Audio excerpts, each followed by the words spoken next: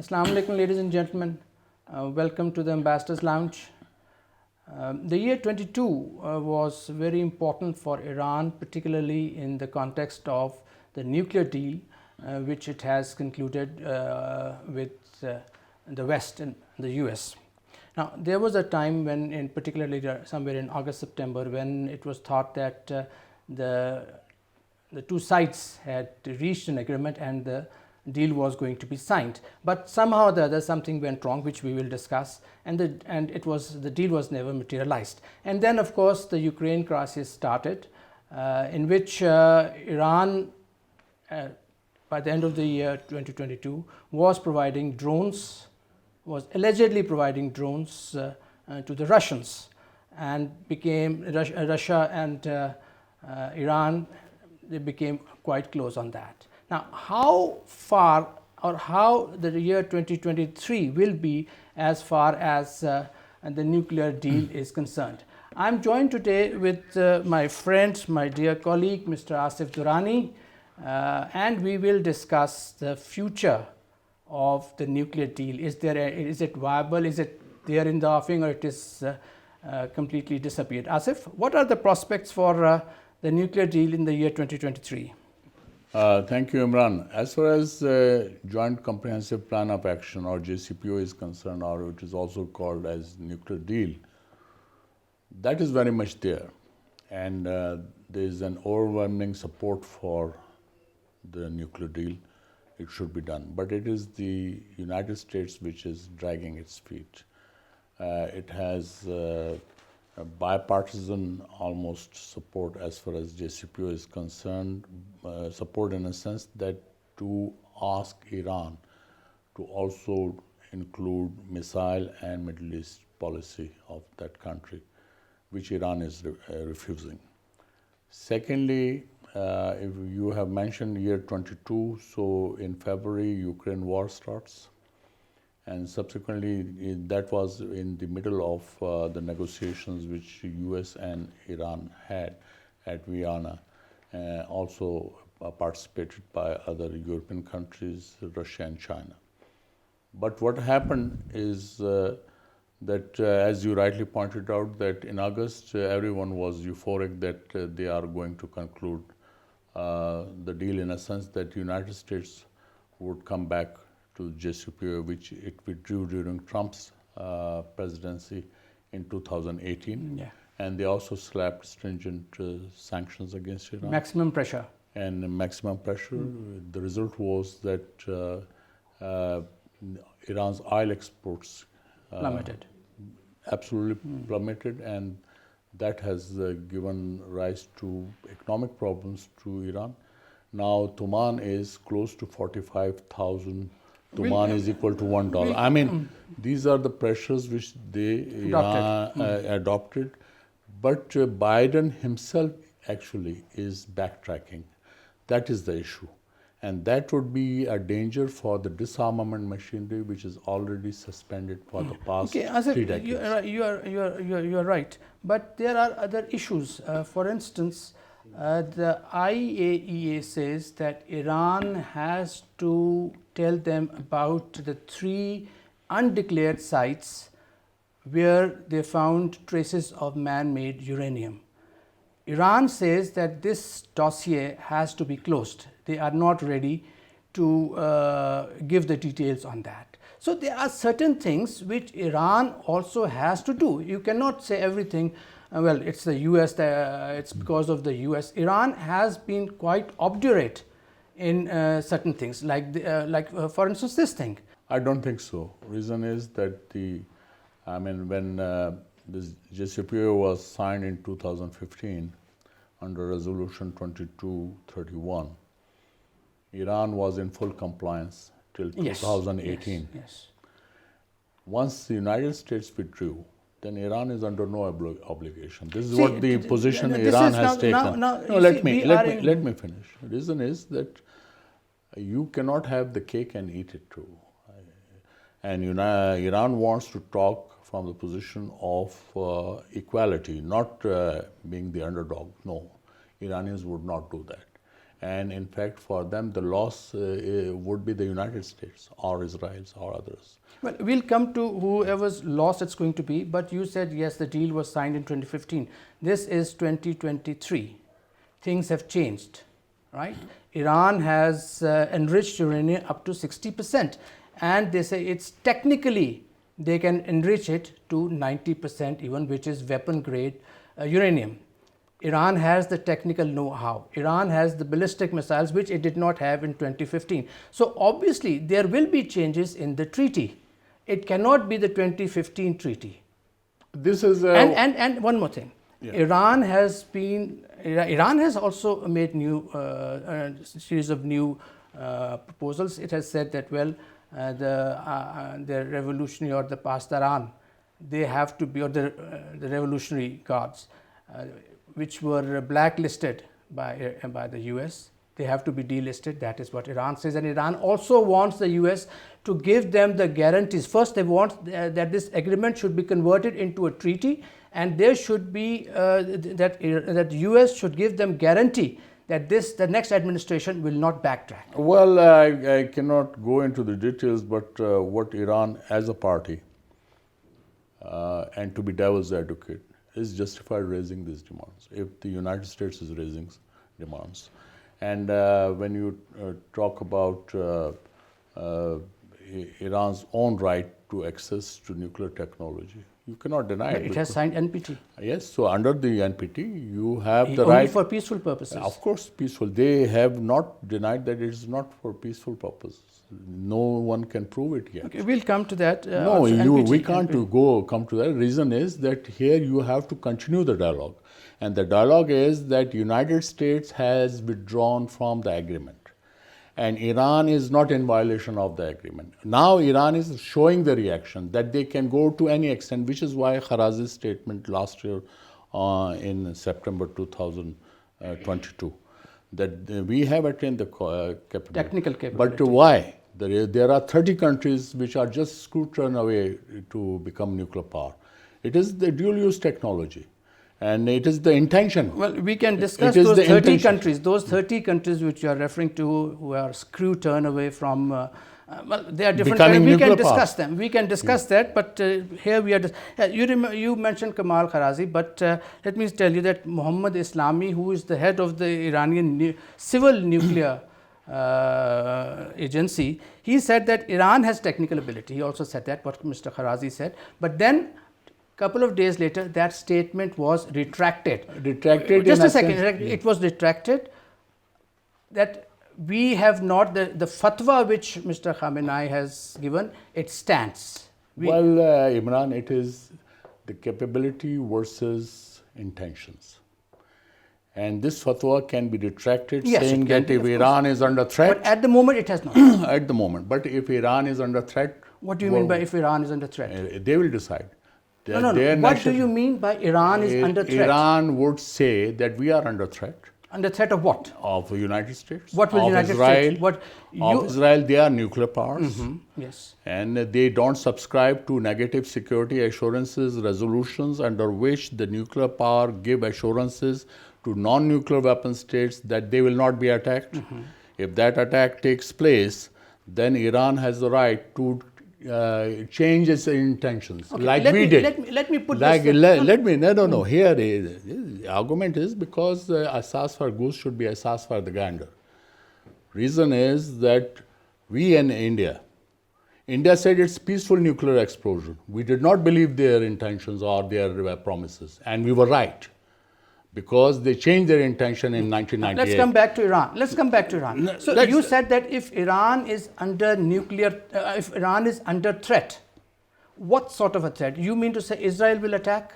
Or US can attack? That I am not the one to determine what kind of a threat.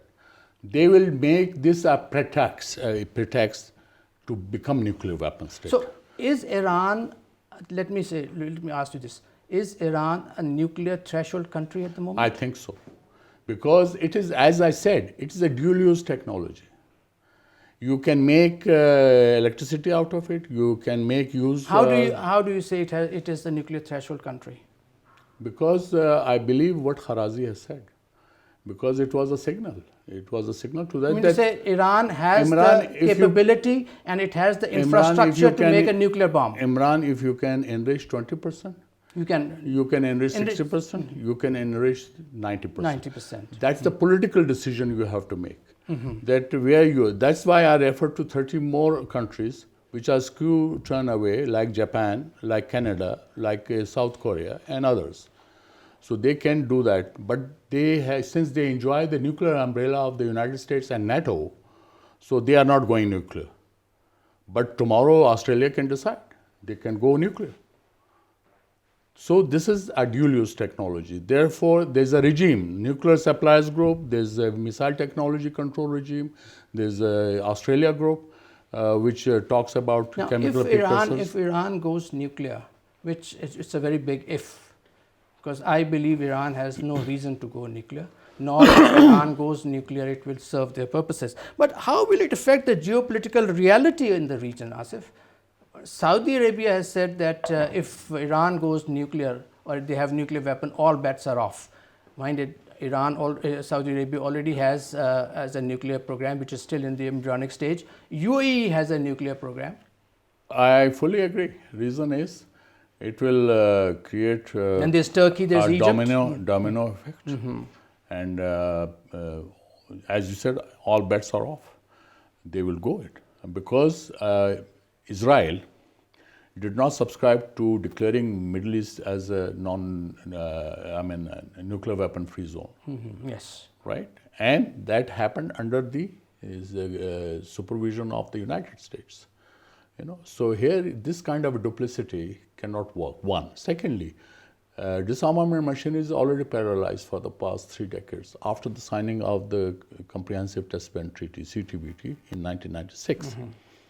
And the United States signed it, but has not ratified it. Therefore, CTBT is not implementable. Second is Fissile Material Cutoff Treaty, FMCT.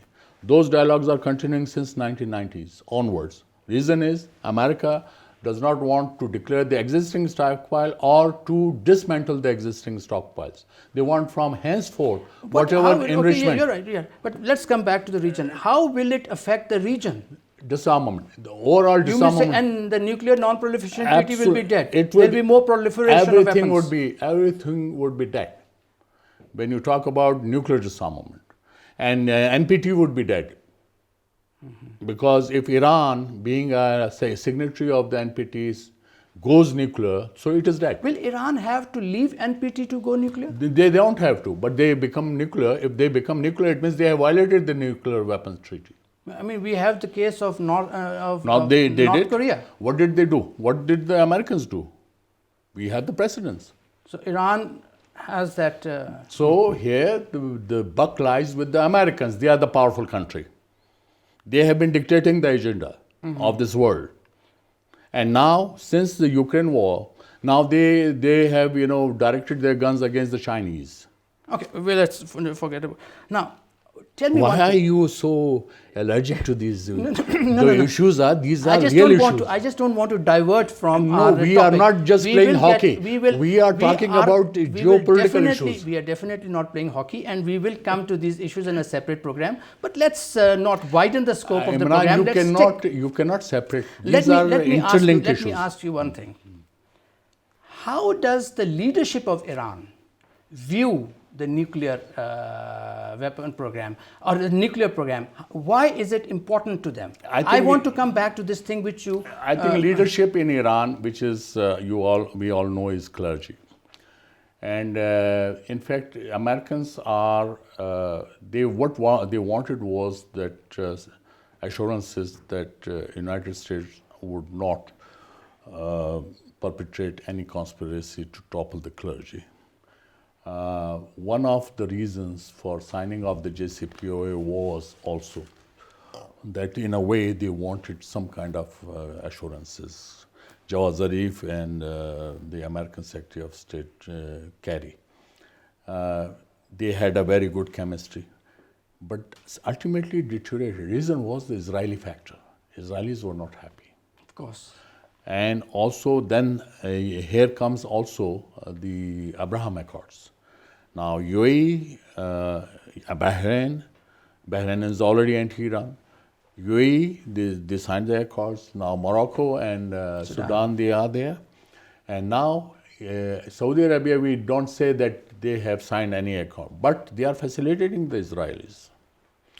So in a way, when it comes to the Middle Eastern politics or the Gulf politics, in that case, I think then Israel will have allies in the Gulf states. My question was against Iran. My question was, how does the leadership, Iranian leadership, view this bomb?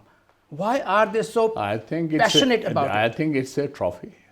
There you go. One thing. Second thing is, we have talked, or the Iranians say, threat to the state. It is basically threat to the present regime. That's the present regime is under threat. Let's just forget about Iran for a moment. Every regime talks about that, and they think that they represent the people, the interests of the people. So what they would say, they would talk about Iran. Okay, let's come to the Israeli factor. Now, for Israel, there is a red line. Nuclear Iran is a red line. How would Israel see 60% and 90%? In that case, I think Iran would call the Israeli bluff. And if Israel continues to attack like they did in Isfahan 2 weeks ago, then I think Israel is pushing the envelope, and it can become very dangerous. Reason is, if Israelis, they attack Iranian nuclear installations, then I think no one can stop Iran becoming a nuclear weapon state. Asif, when Mr. Biden was in Israel, he said that we will use all elements of the state to discourage Iran going nuclear, one thing. Second thing, in the last 2 months, there have been 4 or 5 exercises, aerial exercises between US and Israel on this thing. So Iran knows that Israel is superior armament-wise, technology-wise. Therefore, and if Israel decides to, take away the nuclear installations, then Iran will not be able to do anything. I don't think Israel can take away. These nuclear installations are not available. It's the existential threat. No, they are not available on the streets. I know they are not available on the streets. I don't think in any country they are available on the streets. If US, Israel, militarily they are powerful, Iran is not alone. Now, who is with Russia? Asif, do you think Russia? Russia is going to stand with? My article, if you read my article, I've read on Sunday, they will be supplying 2 squadrons of Sukhoi 35. Yes. And then also missile defense system. S-400. S-400. Yes. So the parity is being restored in the region. Asif, you have US superpower on one side and Israel technologically very superior, and 24 Su-35 and S-400. Asif. That would be beginning, Imran. Afif, please. You had a hyper superpower in Afghanistan, Asif, fought the ragtag Taliban, and withdrew. That is after a period of 20 years. Iran has the experience of fighting 8 years with Iraq with all might. That was different. With the American might, with the whole Arabs' might, support. This is not the case. The question is, when the war starts, there will be actors who would be siding one of the warring parties. You were talking about Ukraine, Russia. Now, Russia is providing them Su-35 and S-400.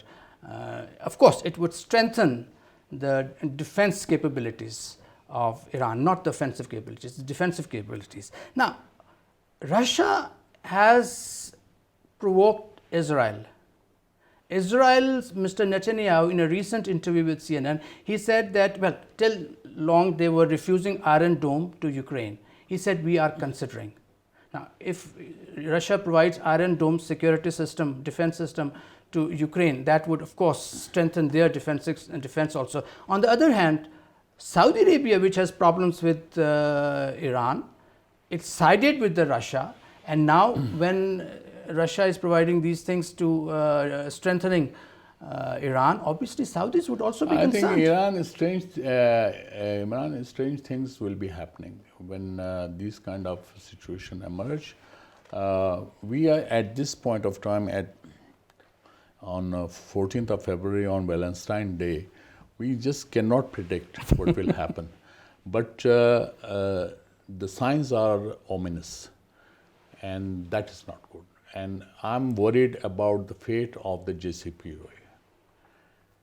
And if it dies down, then I can say that disarmament machinery would be dead for all. I agree with you. I agree. JCPOA or nuclear agreement has to be. I mean, the problem has to be solved diplomatically. They cannot. Neither side can go. Can have recourse to military. One thing, but I believe that Iran has to reduce or mitigate its rhetoric. Just a second. Rhetoric against Israel.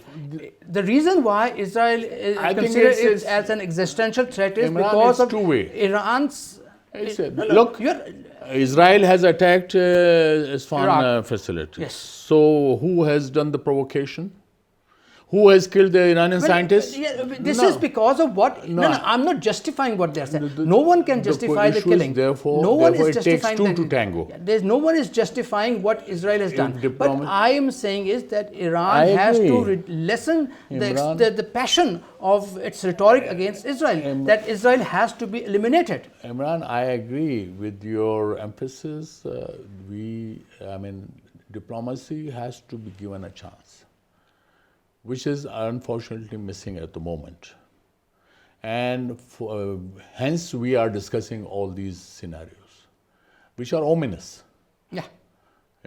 So here there is a need to give the diplomacy a chance, and those issues which they in fact signed it and then they have unsigned it, those they have to come back to the negotiating table on nuclear deal. That's why I believe Iran will not go nuclear. 60%, enriching uranium 60% is just a leverage in the. I believe it's a leverage. It's going to be a leverage in the negotiation process. Iran knows that if it goes fully nuclear, the repercussions would be extreme. I'll treat you by taking you to Tehran if Iran agrees to that. That would be a red letter day. So, but I'm not so optimistic. Final question. What should the West do to stop Iran from going nuclear? They should reopen the JCPOA, convince the United States to come back to the negotiating table, join again As we said, diplomacy has to be given a chance. Yes. Ladies and gentlemen, this was all for now. Iran, Israel, US, Saudi Arabia, these are very important countries. Iran is going to be there. Saudi Arabia is going to be there. Israel is going to be there. The best bet for everyone is that they take their issues on the table, discuss it as it should be discussed, without resorting to actions that can affect not only the region but the whole world. Thank you for watching Ambassador's Lounge. Please join us next time. Thank you.